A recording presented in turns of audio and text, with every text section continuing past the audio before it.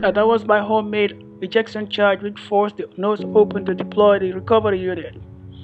The ejection charge is mostly black or gunpowder. It burns very fast and creates large volume of expanding gas. The expanding gas is the one responsible for forceful opening the nose cone, like the one shown here.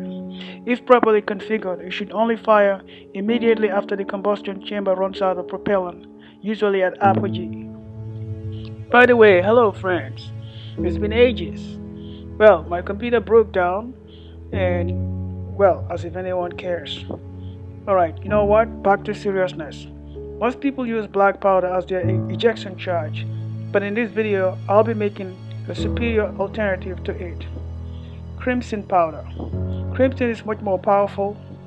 It has low combustion temperature, which helps to minimize heat destruction to the rocket body. Moreover, its residue is odorless, meaning it cleans up readily with warm water. I do have to warn you, the making of this is illegal, or any explosive type. Watch out for your local regulations. In fact, it could explode while preparing it. Therefore, should you choose to try it, consider preparing a smaller quantity until you are confident enough to handle it. The material you need are as follows: 30 milliliters of boiling water, 6.2 grams saltpeter or potassium nitrate, 4.5 gram ascorbic acid in the form of vitamin C tablets, 11 tablets to be precise, 500 milligrams each. Now then half gram of iron oxide. Note that vitamin C tablets are typically 83% ascorbic acid and 17% soluble filler. Now place all the constituent into a pot containing the boiling water and stir until the tablets are dissolved. Strain through a double layer of paper towel.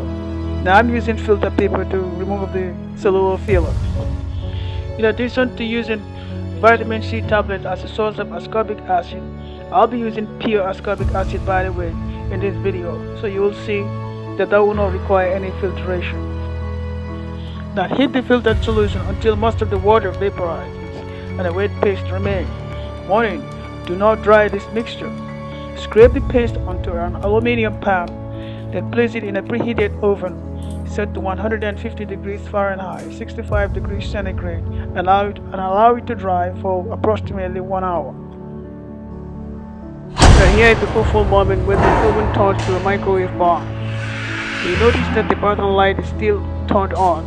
That was a terrible mistake. The oven should have been heated and switched off, possibly unplugged while still hot. After a second attempt, here is the final result. Now this is my first time doing or seeing anything like this. I read it from an article. It often swollen when left for that much time inside the oven. This is expected. So all what you need to do or have to do is to grind up the dry mixture to a granular powder. For this part I'm using pure ascorbic acid. Basically the procedure will be the same except for the filtration part. You don't have to do anything like that. Mix all the measured quantities and into the boiling water, and the rest is the same. Now if you Google the color of crimson powder, it is somehow reddish brown, which is a bit unusual when it comes to mine. Mine turns out to be the color of gunpowder, or perhaps the rust that I salvaged from the metal in the scrap that I picked. Now anyway, that do not a crisis make. The question is, does it work? A moment of truth. Let's find out by testing a sample. How did you see that? Now here is a 5 gram mass crimson getting tested inside the rocket. Yeah, the nose did get pushed out again. You notice the parachute is charged, even after wrapping it inside a flame-resistant one. Now this can be prevented by placing a wooden plate in between the ejection and the flame-resistant cloth, but they will both be pushed out once the deployment gets initiated. So friends, until next time, stay safe.